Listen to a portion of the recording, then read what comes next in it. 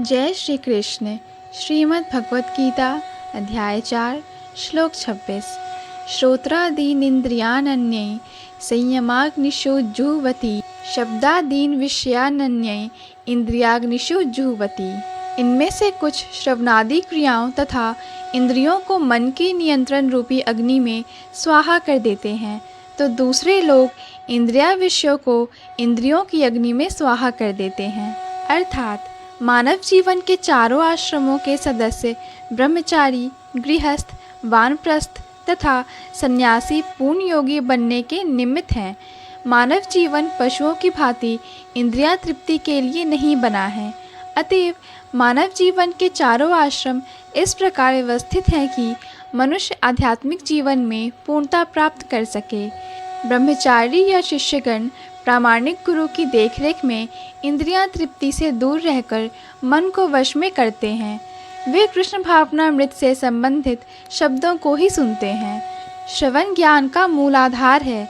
अतः शुद्ध ब्रह्मचारी सदैव हरे नामानुकीर्तनम अर्थात भगवान के यश के कीर्तन तथा श्रवण में ही लगा रहता है।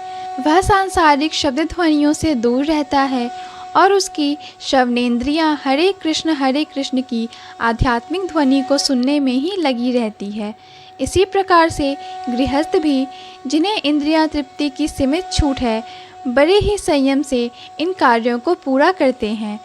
यौन जीवन, मादक द्रव्य सेवन और मांसाहार मानव समाज की सामान्य प्रवृत्तियां हैं, किंतु संयमित गृहस्थ कभी भी यौन जीवन तथा अन्य इंद्रिया तृप्ति के कार्यों में अनियंत्रित रूप से प्रवृत्त नहीं होता। इसी उद्देश्य से प्रत्येक सभ्य मानव समाज में धर्म विवाह का प्रचलन है। यह संयमित अनासक्त यौन जीवन भी एक प्रकार का यज्ञ है, क्योंकि संयमित गृहस्थ उच्चतर दिव्य जीवन के लिए अपनी इंद्रिया तृप्ति की प्रवृत्ति की आहुति कर देता है। जय श्री कृष्ण।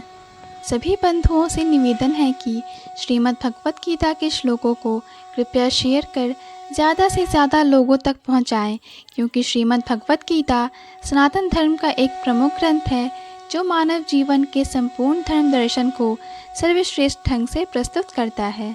पूर्ण भगवत गीता के श्लोकों को सुनने और समझने के लिए कृपया हमारे चैनल को सब्सक्राइब करें। वीडियो पसंद आया हो तो लाइक और शेयर करें।